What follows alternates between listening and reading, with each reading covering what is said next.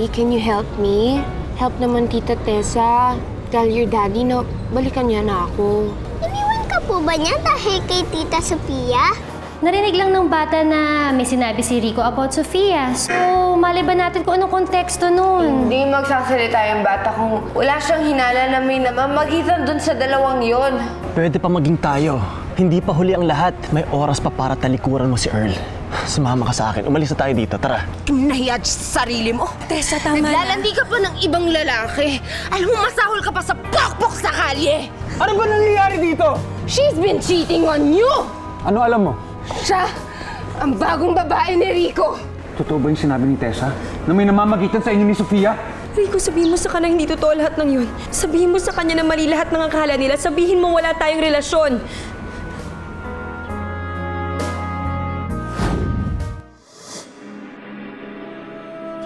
Bakit hindi ko makasagot? Totoo yung sinabi ni Tessa? Ako ba ginagago nyo? Rico, sige na, sabihin mo sa kanya hindi totoo lahat ng yun. Sabihin mo wala tayong relasyon. Sabihin mo sa kanya yun ngayon. Sige na! Rico, parang awa mo na.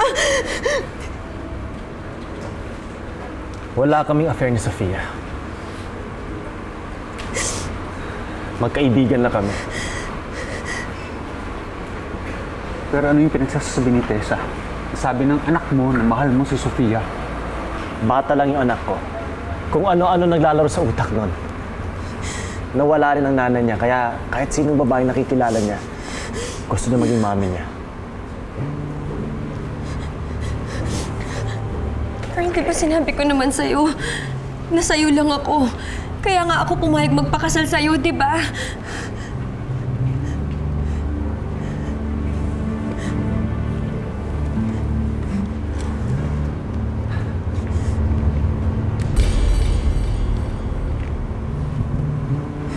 Please leave.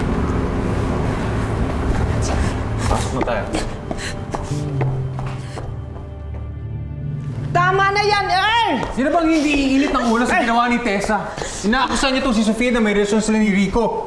Pero hindi naman kasi totoo yun, early. Na-misinterpret lang yun ni Tessa. Wala kaming relasyon ni Rico. Laking kahihiyan ang ginawa ni Tessa. Malamang usap-usapan na ako ng buong medical circle. Ano nang isipin nila sa akin, sa'yo? Hindi na mahalaga yung opinion ng ibang tao, Earl. Ang mahalaga, alam mo kung ano yung totoo. Still can't believe ginawa ni Tessa yon sa sarili kong pamamahay. And to think, akala ko level-headed siya. Pagbabayaran niya itong pananakit at kahihiyan na ginawa niya sa'yo. Bukas na bukas, ididemanda ko siya.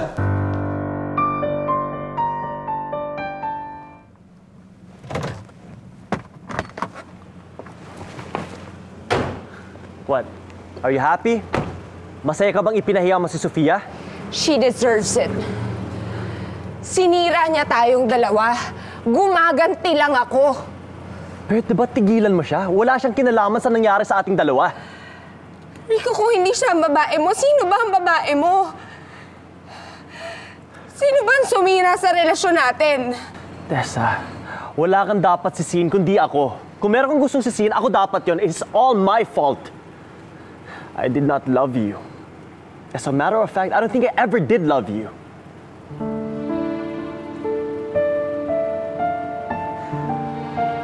Okay, look, I'm sorry.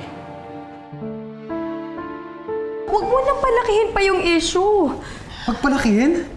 Yan ang problema sa'yo eh. Napakabait mo. Ikaw na nga itong naagrabyado. Ayaw mo pang lumaban. Kaya tuloy iniisip ng tao, pwede kang apihin. Tama naman si Sofia eh. Tama siya. Huwag ka nang magdemanda. Makakalimutan yun yan ng mga tao, Earl. Sige na. Hindi ko itutuloy. Basta huwag kang lumapit kay Tessa, pati na rin doon kay Rico. Huh? Para hindi ka na pagbibintangan kung ano-ano.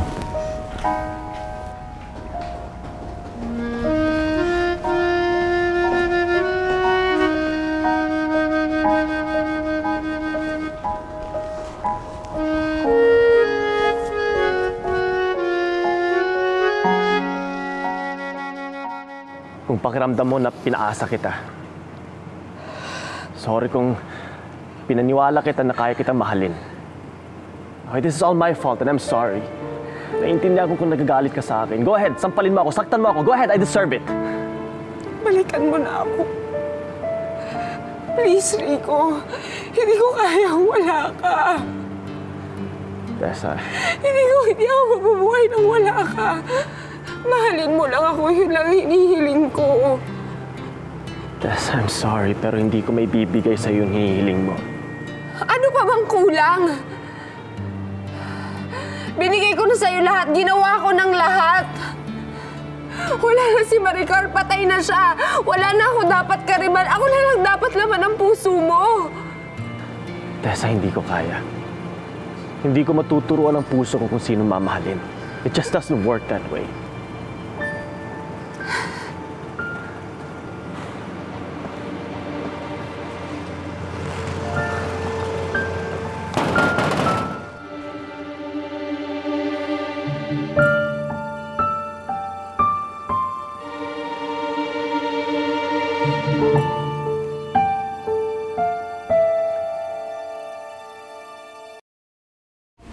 Kitang-kita ko sa mga mata ni Sofia yung takot niya kay Earl.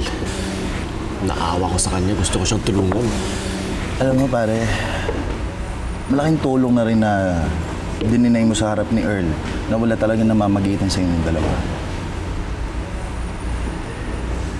Tingin mo tama yung ginawa ko? I mean, nandoon na yung oportunidad para sabihin kay Earl ang totoo. Nasabihin sa kanya na hindi siya ang mahal ni Sofia, ako yung mahal niya. Pare, tingin mo magugustuhan ni Earl yun? Baka lalong magwala yun pag nalaman niya yung totoo. Alam mo, mas magandang manahimik ka na lang, okay? Para wala nang gulo. Naawa lang talaga ako kay Sofia. Nakakulong siya sa isang relasyon na hindi niya gusto. Sino may sabing hindi niya gusto yun?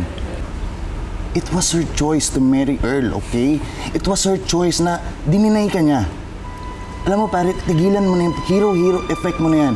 Alam mo, sa totoo lang, ikaw yung nagiging parang kontrabida sa relasyon nila eh. Oh, inumin mo nga to para mawala ang hangover mo.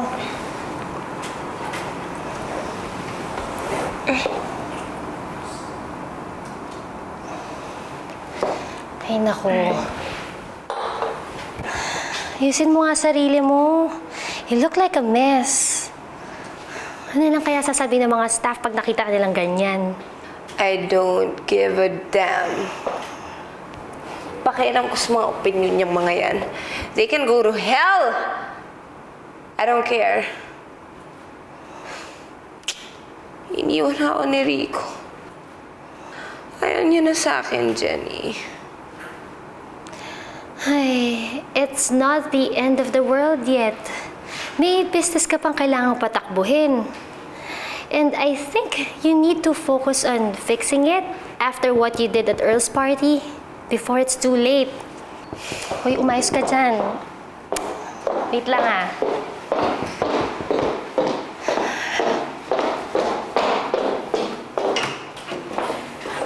Yes, Attorney Cabato.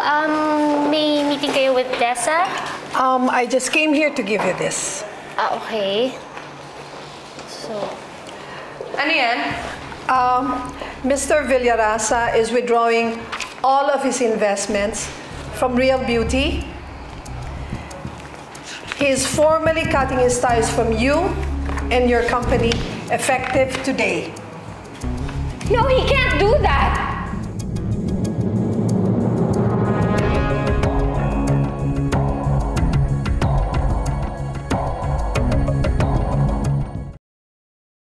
O ano daw sabi niya? Basta sabihin mo sa kanya, buo na yung desisyon ko. At magpasalamat siya, yun lang ginawa ko. Dahil kung gugustuhin ko, pwede ko siya idemanda.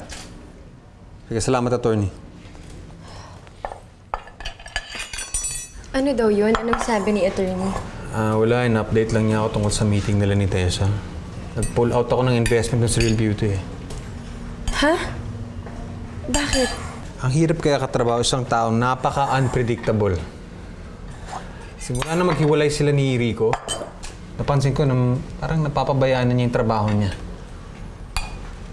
Pero I tried to understand her.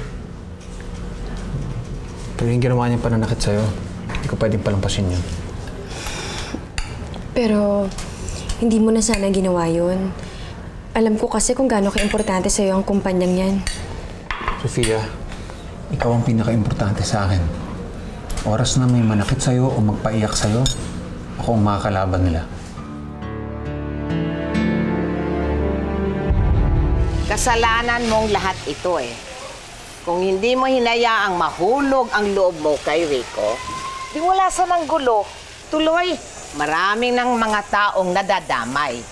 Eh, Manang, hindi ko naman ho sinasadya yun. Hay, nako.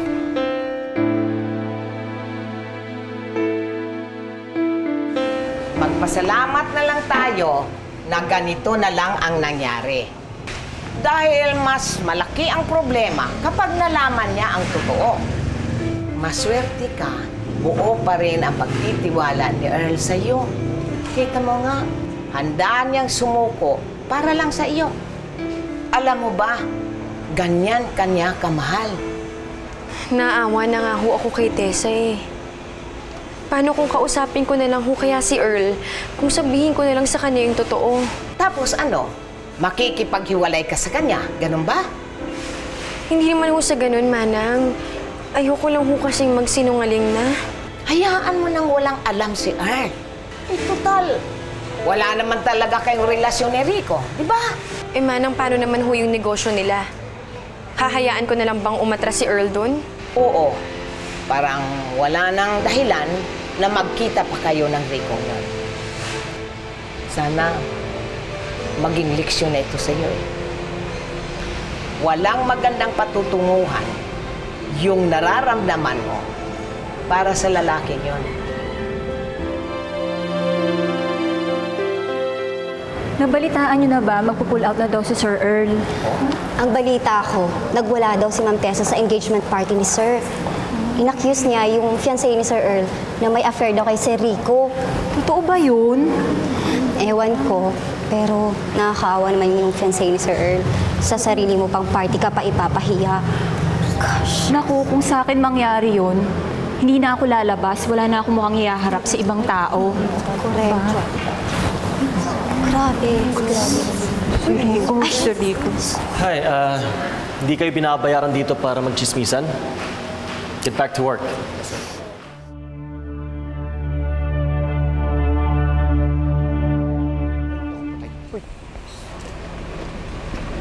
Ma'am, ano pong kailangan nila? I have to talk to Earl. Ay, wala po Earl? siya busy. Wala po si Sir Earl! dito. Busy po, wala siya dito. We have to talk. Ma'am, ma'am, sandali, ma'am. Excuse me? Sandali, ma'am, wala. Kailangan ko nga siya makausap. Sandali lang, ma'am, sandali. Ay, sandali ko. Earl, kailangan natin mag-usap. Sige, iwan mo na kami. Yes, sir. Useless ka. Salamat, sir. Hindi mo ba talaga ako titigilan? Baka gusto mo, i-demanda talaga kita. Pili ka lang. Physical injury, libel, trespassing. Look, hindi ako pumunta dito para manggulo. I come in peace. Pag-usapan naman natin yung nangyari kagabi. Hindi yung bigla ka na lang aatras sa business venture natin. Ano ba akala mo? Na itutuloy ko yung investment sa inyo pagkatapos ng nangyari? Siguro kung ako pa inaaway mo, maintindihan ko pa yun eh.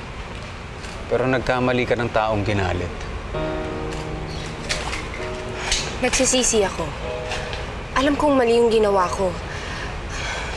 I'm sorry, napraning lang naman ako eh. I thought that there was something going on between Sofia and Rico.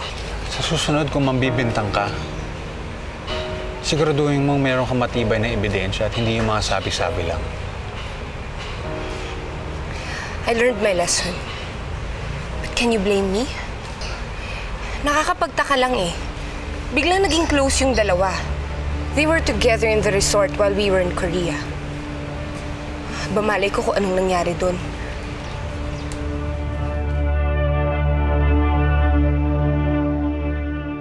Sandali mo na, Sofia. May ibibili lang ako kay Jaime sa labas, ha? Okay pa, Manang. Ako na pong bahala dito.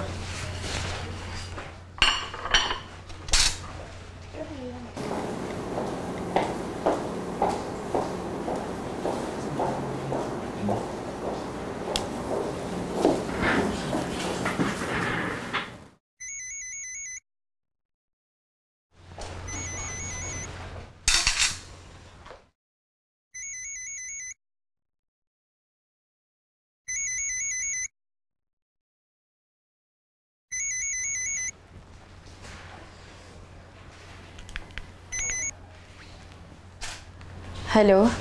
Sofia, hi. Gusto ko lang mag-sorry tungkol doon sa nangyari kagabi. Nahihiya kasi ako sa ginawa sa'yo ni Tessa, hindi ka na dapat binastos. Wala na sa akin yun. O sige na, Rico. Teka, may sasabihin pa sana ako sa'yo. Rico, hindi ito ang tamang oras. Andito lang si Earl sa bahay. Ayoko na madagdagan pa yung mga paghihinala niya. Sige, magkita na lang tayo. Kahit saan mo gusto. Kahit sa isang lugar na maraming tao para walang manghinala. Rico, hindi na siguro tayo dapat magkita pa. Please, pagbigyan mo na lang ako. Ito ng huling beses kung gusto mo. Bukas ng hapon. Aantayin kita. Ha? Hindi ko maipapangako. Sinong kausap mo?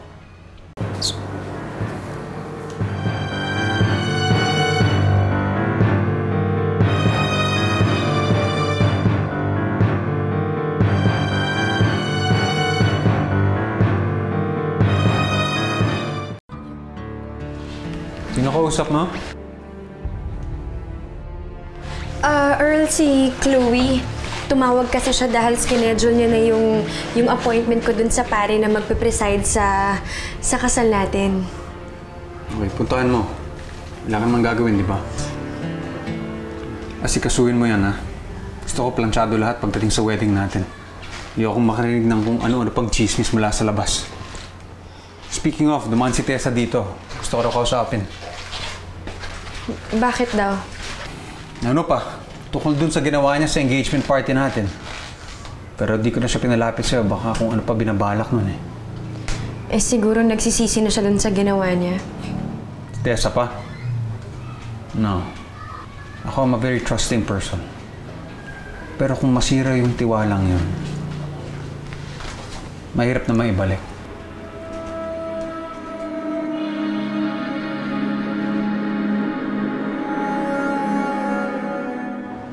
Ma! Yup. Ay, kayo na lang bahala kay Joanna na sumundo sa kanya sa piano class niya. May importante lang akong lakad. Saan pupunta? Wala, dyan lang. Oh, let me guess. Kay Sofia ka pupunta, no? Tell me the truth, Rico. Makikipagkita ka na naman sa babaeng yon. Kaya ayaw ko sabihin sa inyo, Ma, dahil alam ko magagalit lang kayo eh.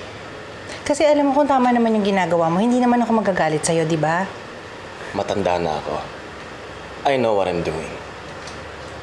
Rico, ang laki na ng progress mo eh. After Maricar. And here you go again, nagpapakabaliw ka na naman dahil sa isang babae.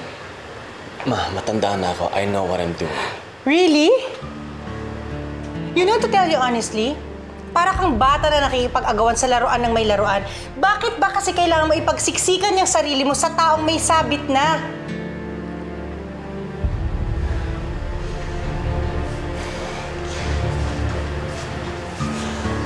Anak, you're my son. I only want what's best for you and Joanna. Hindi mo naman kailangan makihati sa pagmamahal eh. You deserve so much better.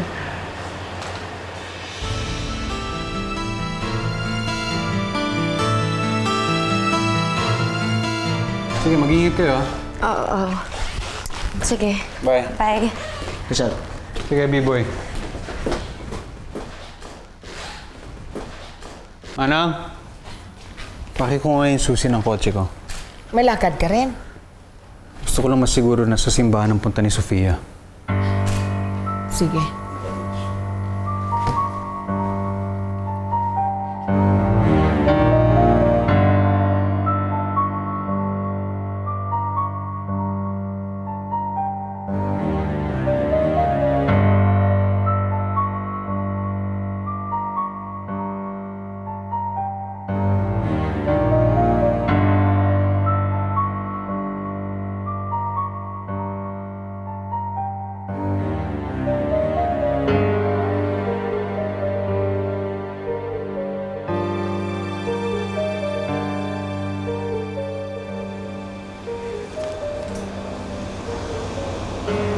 Hello? Nandito na ako. Sige.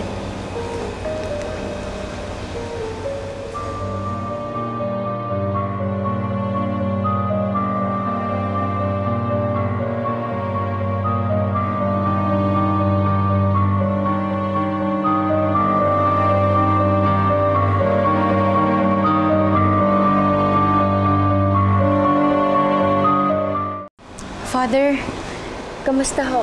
Halika, doon tayo sa opisina mag-usap. Ay, sige.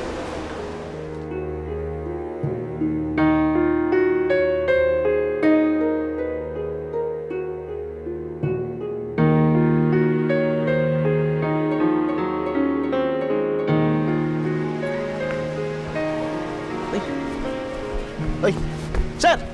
Sabi ko na sir, kayo yan eh. Sir, pupuntahan niyo ba si Ma'am Sofia? Hindi, sinigurado ko lang na simbahan nga ang tuloy ni Sofia. Yun lang. Bakit sir? Tingin niyo ba magsisinungaling si Ma'am Sofia? Ay, sir, honest po yan. Di ba sabi niya, pupunta sa simbahan? Oh, check. Kausapin pare, check. Magaling mo yung shades mo. Isa, sir. Mag-update ka sa akin pag alis nyo dito and every 20 minutes after that. Okay, sir. Okay? Ingat Sir, akong bahala, sir.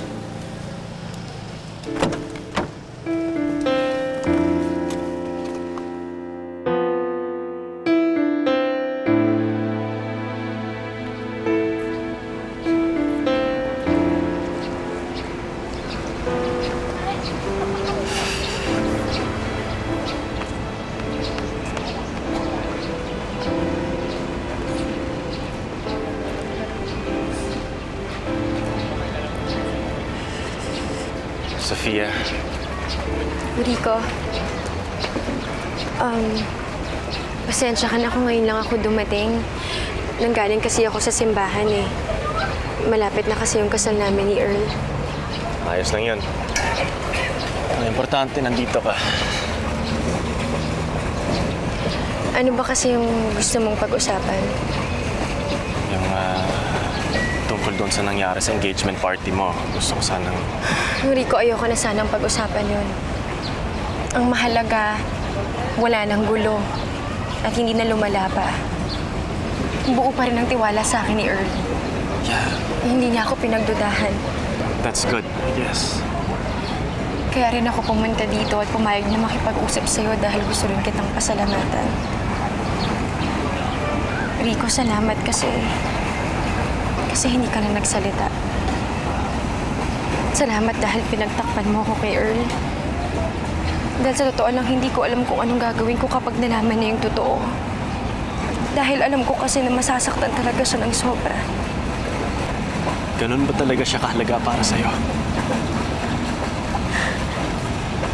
Kulang pa ang buong buhay ko para bayaran lahat ng kabutihang ginawa niya para sa akin. Utang ko sa kanya ang lahat ng meron ako, Rico.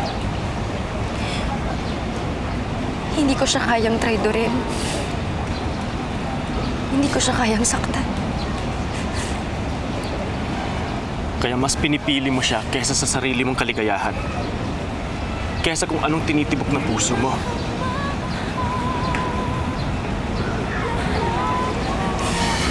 Naiintindihan kita, Sofia. Kaya huwag kang mag-alala. Dahil, eto ng huling beses na makikipagkita ako sa'yo.